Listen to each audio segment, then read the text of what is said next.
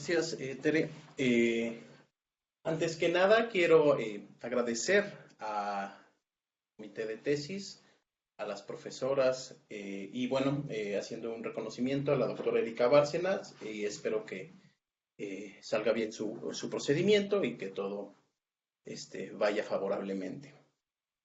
También quiero agradecer la asistencia de mis compañeros de la maestría y varios amigos y activistas en Totoltepec que están presentes. Sé que es una fecha un poco difícil para varios de los concejales y muchos tienen actividades por la conmemoración. Entonces, bueno, igual les agradezco en la distancia. En esta exposición voy a trazar de manera general el argumento de la tesis y las conclusiones a las que llegué por cada capítulo. También voy a aprovechar la coyuntura de la conmemoración de los 500 años de la caída de Tenochtitlan para situar algunas reflexiones finales sobre mi tesis y también para repensar y repensarnos frente a los horizontes actuales de lucha de los pueblos originarios de la capital. En principio debo decir que mi interés por estudiar San Andrés Totoltepec, uno de los 11 pueblos originarios pertenecientes a la alcaldía de Tlalpan, inició porque participé en uno de los 3 dictámenes antropológicos realizados durante el cumplimiento de la sentencia de impugnación. Esta impugnación estuvo sustentada en la elección de la Junta Cívica Electoral, que es un organismo ciudadano encargado de organizar todo el proceso de elección de la autoridad civil en Totoltepec, que es el subdelegado, en el año de 2016. Yo realicé el trabajo de campo para el dictamen a finales de 2017 y 2018 y conocí una pequeña parte de una disputa que fue mucho más compleja. Durante mi labor etnográfica para realizar este dictamen empecé a notar ciertas diferencias de adscripción entre la identidad originaria y otras adscripciones como la ciudadanía y como la identidad indígena. La siguiente diapositiva, por favor, Sara.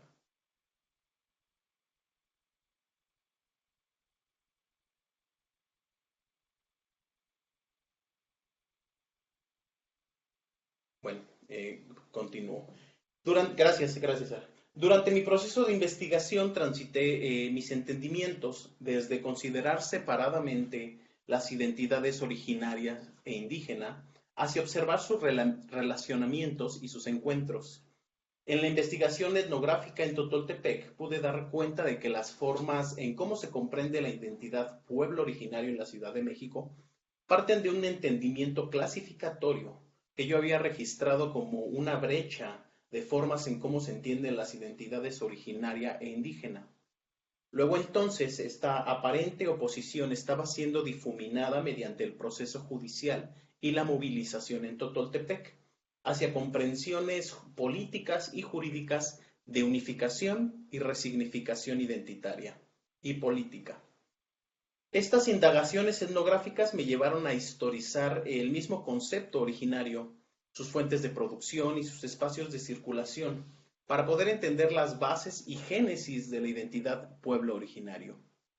Desde sus primeras adscripciones por los pueblos capitalinos en 1996 y el 2000, la identidad originaria ha sido producida y circulada por un conjunto de instituciones gubernamentales, académicas y legislativas que llevaron a una adscripción inicialmente fundada en la defensa del territorio hacia comprensiones y lógicas académicas, administrativas y legislativas que llevaron inevitablemente a complejizar la identidad mediante un conjunto de ítems o requerimientos socioculturales a cumplir, lo que inevitablemente impactó en la identidad ejercida en los pueblos.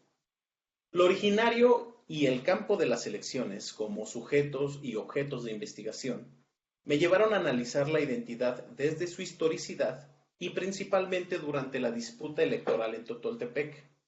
Por tanto, mi planteamiento del problema consistió en conocer por qué tras 20 años de producción y circulación de la identidad originaria en ámbitos gubernamentales, académicos y legislativos, surgió como punta de lanza en un conjunto de impugnaciones electorales que posibilitaron una coyuntura política que permitió cambiar el gobierno auxiliar en Totoltepec hacia un órgano comunitario de gobernanza local.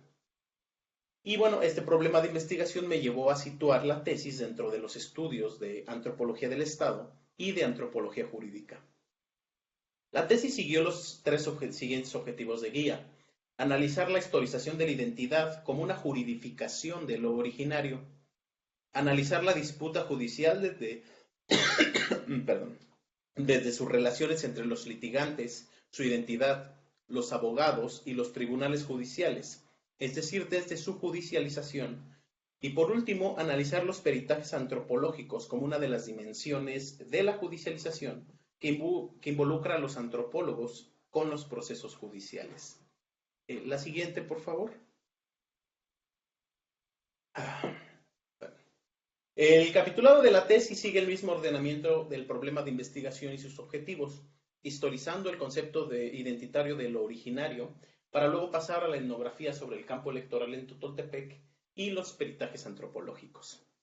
La siguiente, por favor. Gracias. La juridificación, base de este primer capítulo, es un concepto proveniente de la antropología jurídica que me permite dar cuenta de los flujos de institucionalización y oficialización de las relaciones sociales, incluida la identidad, mediante una economía política de producción y circulación de representaciones por varios actores locales, gubernamentales, académicos y legislativos. La propuesta de Rachel Sider sobre la juridificación de las subjetividades es central, ya que me permite no solo observar estas transiciones, sino sus impactos favorables o negativos en las construcciones identitarias de los pueblos.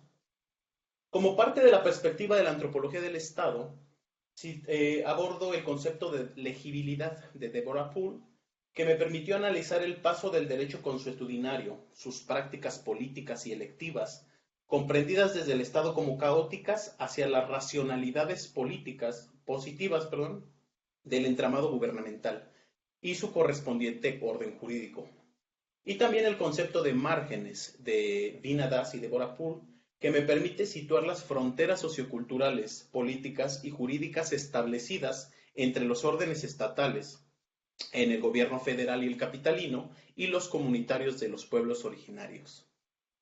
Analicé los márgenes entre los pueblos y el gobierno federal y capitalino relacionados con las reformas políticas federales y locales durante el siglo XX. Desde 1928 y la supresión del régimen municipal al Distrito Federal y la creación del Distrito Federal, la política electoral basada en designaciones discrecionales modeló la administración del gobierno capitalino, de sus delegaciones componentes y por supuesto de sus pueblos, que durante varias décadas estuvieron en un tercer nivel de gobierno como subdelegaciones. La transición democrática y las primeras leyes de participación ciudadana entre los finales de los 80 y durante los 90 impactaron negativamente en los pueblos al subsumir al subdelegado como tercer nivel de gobierno a un mero empleado delegacional, que se conoce en general como el coordinador territorial, es decir, hacia un funcionario auxiliar. La oficialización de la identidad, que entiendo como una forma de juridificación desde las lógicas administrativas y legislativas del Estado, la observo desde su carácter productivo, en forma de definición, política pública y legislación en varias instituciones del gobierno capitalino, como lo fue la CEDEREC, actual CEPI, y el Consejo de Pueblos y Barrios Originarios. En sus programas asistenciales, como el Programa de Apoyo a Pueblos Originarios, en políticas de censo y registro de los pueblos, como el Padrón de los Pueblos Originarios y el Atlas Etnográfico, y en diversas legislaciones, como la Ley de Participación Ciudadana, después de su reforma del 2010, y las primeras iniciativas de ley de pueblos entre 2009 y 2013. En este sentido, la identidad originaria se juridificó desde lógicas administrativas para instrumentalizar a los pueblos en políticas del reconocimiento multicultural. No obstante, esta legibilidad también zanjó la brecha entre el gobierno y los pueblos y permitió que las poblaciones originarias entraran a la política del gobierno capitalino para impulsar sus propias movilizaciones y ganar espacios políticos y legislativos. Los antropólogos tuvieron un papel importante en esta juridificación, siendo una mediación política y académica entre las movilizaciones de los pueblos y el gobierno capitalino.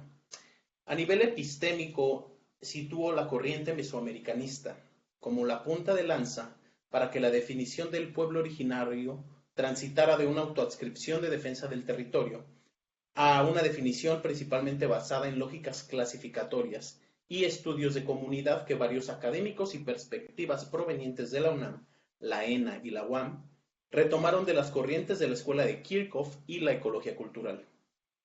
Estas nuevas formaciones identitarias se instrumentalizaron hacia las políticas multiculturales en forma de censos y registros administrativos y etnográficos, de definiciones político-administrativas entre ser y no ser pueblos y barrios originarios.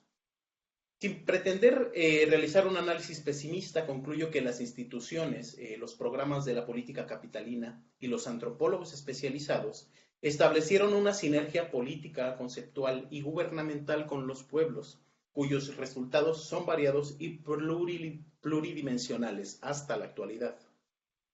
Por último, en esta parte, sitúa el concepto de gatopardismo como un análisis crítico sobre la instrumentalización partidista de la política de los pueblos originarios hacia la política electoral de la ciudad. ¿A qué me refiero? Las políticas de reconocimiento multicultural, si bien posibilitaron espacios favorables de ejercicio político, gubernamental, legislativo y electoral para los pueblos, también perpetuaron las relaciones clientelares de los partidos en el gobierno, en este caso del PRD, con los pueblos originarios. Mediante estas políticas, instituciones de atención e incluso las delegaciones de participación ciudadana delegacionales, las delegaciones fortalecieron su presencia electoral en los pueblos originarios, mediante corporativismo, relaciones clientelares expresadas en la distribución prebendal, por ejemplo, de los presupuestos participativos, junto con la movilización de un electorado basado en los avecindados y cooptación de órganos locales de gobierno por originarios alineados a la política delegacional. Cierro con este punto, ya que fue este gatopardismo lo que fundó la disputa electoral en Totoltepec, donde no solo se controvirtió una elección, sino todo un sistema político, electoral y gubernamental que excluía a los originarios de las decisiones y ejercicios gubernamentales de su propia población. La siguiente, por favor. Gracias. Bueno, este abultado esquema presenta el proceso de manera muy general del recorrido de la disputa electoral en San Andrés Totoltepec, que abarca de 2016 a 2018. El análisis de la disputa estuvo relacionado con el proceso de elección e instalación de la Asamblea Constituyente de la Ciudad de México y sus posteriores trabajos de elaboración de la Constitución de la capital. Ambos procesos están relacionados porque llevaron en un punto del proceso judicial a comprensiones jurídicas y políticas sobre el ser originario desde los tribunales y la movilización en Totoltepec. Denominé como el campo político electoral a un universo de descripción etnográfica sobre el proceso de elección e impugnación en Totoltepec. Este campo lo entendí como un campo semiautónomo de prácticas y órdenes jurídicos y políticos híbridos. Es decir, considero el pluralismo jurídico del campo electoral y la hibridación en términos de las fronteras difusas entre la oficialización estatal y las normas políticas y electivas comunitarias. El campo electoral está integrado por una multiplicidad de actores interactuantes, entendidos desde una multilocalidad de actuaciones, también comprendido procesualmente desde el estudio de la disputa. Desde propuestas metodológicas de etnografía de los archivos, los expedientes y sentencias judiciales, así como de entrevistas a profundidad, pude retratar etnográficamente la disputa electoral en los tribunales y en la movilización social. Es importante destacar que la cuarentena sanitaria condicionó de manera importante esta metodología, así como mis relaciones con los concejales, los abogados defensores y asesores, y con el Tribunal Electoral. Principalmente tuve diálogos en la distancia, relatos encarnados de los activistas y abogados participantes, y una relación muy específica con los archivos, su construcción judicial de la realidad y el ambiente institucional del tribunal. Este campo electoral fue mi principal fuente de análisis, centrado en el concepto principal de la investigación, los procesos de judicialización de la identidad, que forman parte de la juridificación como concepto más amplio, pero que identifica aquellas relaciones específicas con los tribunales judiciales electorales. Así pues, explico esta judicialización en dos etapas: una primera fase de ambivalencia identitaria y una posterior fase de consolidación con base en la Constitución de la Ciudad de México. La siguiente, por favor. Gracias. Parte del análisis sobre los procesos de judicialización identitaria lo realizo con los conceptos de vernacularización y looping effect de Sally Engelmary y Stuart Kirsch, respectivamente. Estas son dinámicas de traducción de legislaciones nacionales y tratados internacionales hacia comprensiones locales y comunitarias inmiscuidas en el proceso judicial y en la movilización sociolegal. Mientras la vernacularización me ayuda a identificar aquellas traducciones e interpretaciones de las leyes realizadas por los implicados, es decir, los litigantes, los abogados, los magistrados del tribunal, el looping effect me permite comprender qué de este conocimiento vernacularizado es integrado a la práctica identitaria originaria, es decir, la representación vuelta a conocimiento y regresado al proceso judicial como parte de la identidad. En este capítulo describo el campo semiautónomo electoral, fundado en significaciones y ordenamientos interrelacionados de los órdenes electorales partidistas y gubernamentales frente a los procesos y órdenes electivos del pueblo originario y su relación con los avecindados. En este primer capítulo etnográfico sitúo a los actores principales de la disputa y los inicios de su activismo social y legal, que se concretaron en estrategias de vigilancia del proceso electivo y de múltiples impugnaciones. Observa una fuerte colaboración entre los activistas de Totoltepec, los abogados asesores y su papel de estrategia jurídica y concientización política, así como de la Defensoría Pública Electoral, sus asesorías, representaciones legales y dinámicas de traducción.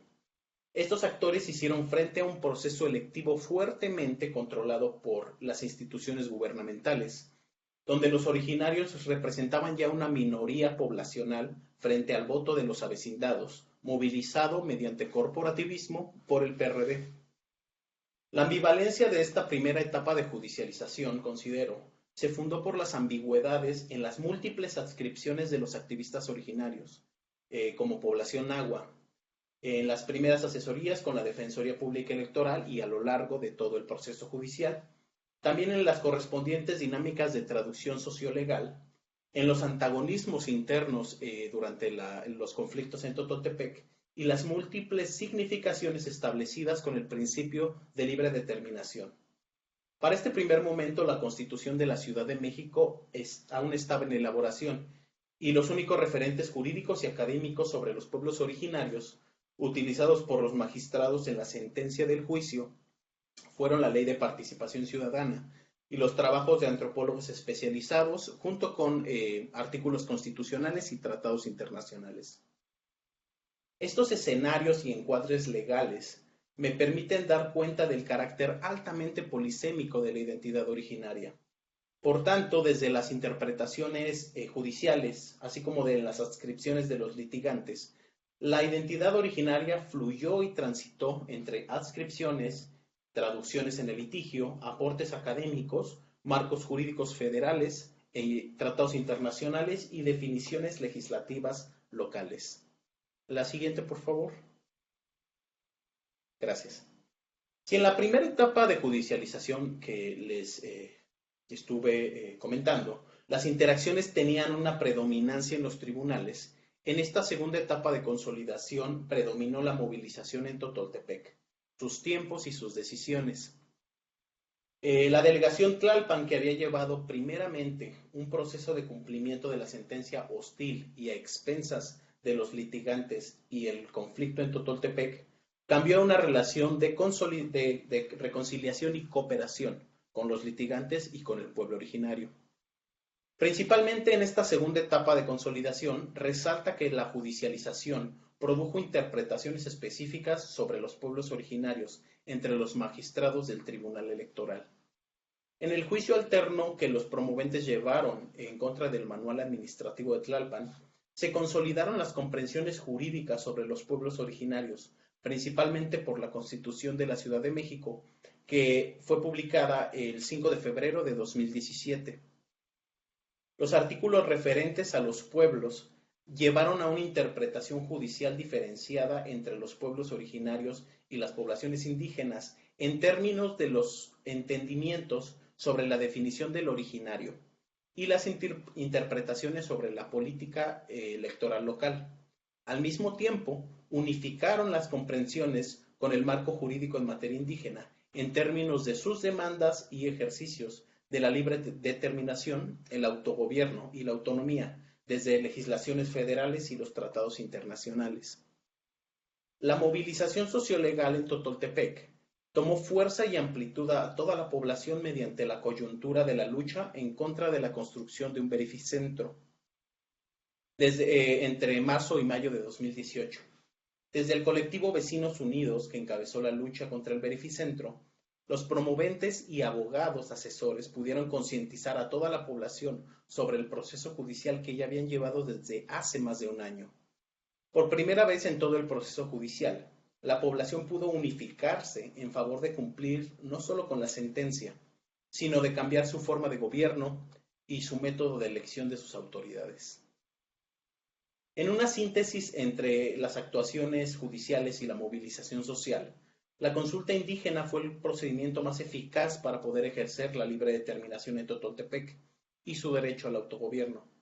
Esta consulta, sustentada en los tratados internacionales, llevó a un conjunto de asambleas informativas, deliberativas y resolutivas, donde fue aprobado y proyectado el Consejo de Gobierno Comunitario. Mediante el voto de los originarios, se planearon y eligieron las 14 consejerías titulares y suplentes, junto con criterios de elegibilidad, funciones y las autoridades tradicionales que lo integran. En un ejercicio sin precedentes en la capital, el resultado de este intenso periodo de actividad política en San Andrés Totoltepec fue el Consejo de Gobierno Comunitario, elegido el 2 de septiembre de 2018. En la siguiente diapositiva, por favor. Gracias. En palabras del concejal Jerónimo Paz, se invirtió en el triángulo de autoridad, donde ahora el máximo órgano de decisión y gobierno es la Asamblea, después el Consejo de Gobierno y por último el Gobierno de la ciudad. La siguiente, por favor. Gracias. En este último capítulo sitúa los peritajes antropológicos, que han sido una importante dimensión de la práctica profesional antropológica. En el caso de Totoltepec fueron elaborados 3 dictámenes institucionales y académicos en distintas etapas del cumplimiento de la sentencia, cuyos contenidos fueron distintos y sus efectos variados. El centro de este capítulo parte no solo de la producción del peritaje y de su contenido, sino de lo que sucede después del peritaje, los efectos que tuvieron en términos de los usos, interpretaciones e instrumentalizaciones jurídicas y políticas que realizaron los tribunales, la delegación de Tlalpan, los abogados y los mismos litigantes. Para no extenderme en este capítulo, concluyo que los 3 dictámenes y quienes los impulsaron respondieron a agendas políticas diversas rumbo a cumplir con la sentencia. Lo más importante fue que para los promoventes, cada peritaje entregado fue un documento que les posibilitó generar un conocimiento conceptual y académico desde su propia práctica identitaria, para realizar críticas teórico-conceptuales sobre la cosmovisión, el naturalismo, el animismo y sus relaciones con el territorio. Mediante los peritajes antropológicos como dimensión integrante del proceso judicial, los promoventes originarios controvirtieron el conocimiento antropológico hacia una producción conceptual ejercida y constituida desde su propia identidad. La siguiente diapositiva. Muchas gracias. Bueno, para ir cerrando, debo decir que San Andrés Totoltepec y su proceso judicial fueron espacios donde la población, sus litigantes, abogados e incluso las facciones opositoras conocieron, resignificaron y aprendieron los principios de libre determinación, autogobierno y autonomía al ejercicio de cambio de sus autoridades, su método electivo y su identidad.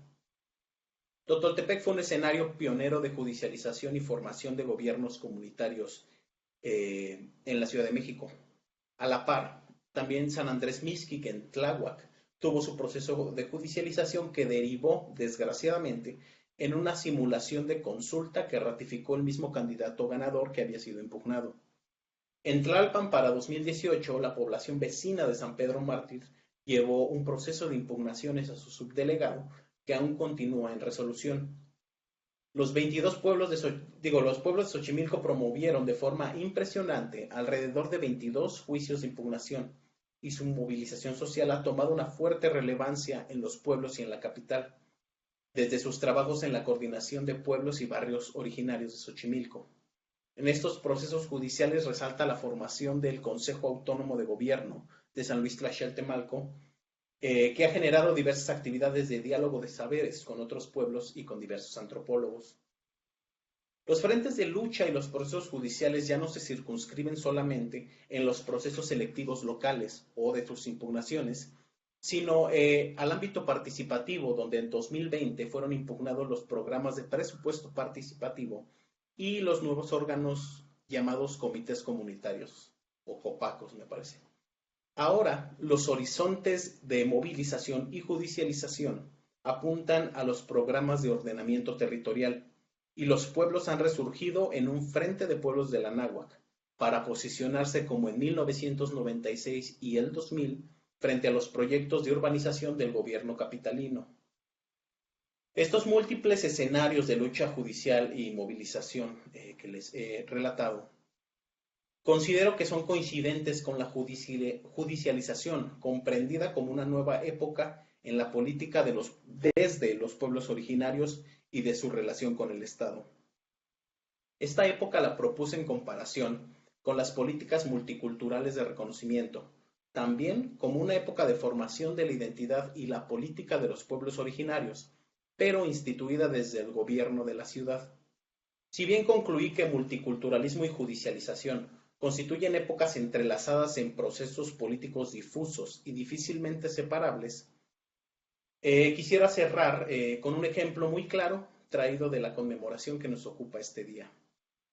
El gobierno de la ciudad y el gobierno federal están realizando con bombo y platillo actividades políticas, académicas y artísticas de conmemoración de la caída de Tenochtitlan, mientras tiene escenarios de destrucción y despojo de los humedales en Xochimilco, o proyectos habitacionales con fuertes impactos ambientales en Totoltepec.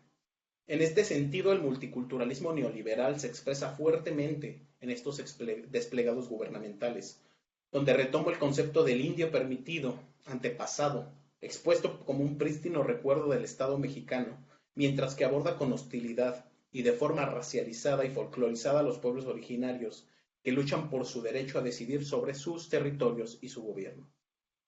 Sin dualizar los complejos horizontes de lucha y relaciones entre los pueblos y el Estado, termino mi presentación afirmando que la judicialización ha caracterizado los nuevos frentes de movilización de los pueblos originarios, donde el mismo Estado es controvertido de forma contrahegemónica, con las mismas normas jurídicas y reglamentaciones que utiliza para ejercer poder y construir identidad.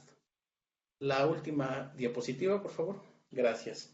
Cierro con este fragmento que es la explicación del glifo de Totoltepec, explicado por la concejal Edith García el día de la toma de protesta del Consejo de Gobierno. La cañuela de maíz por nuestro origen agrícola, las rosas por nuestro origen floricultor, las plumas de aves por nuestro simbolismo de aves, los listones tricolores por nuestra pertenencia a México. Muchas gracias.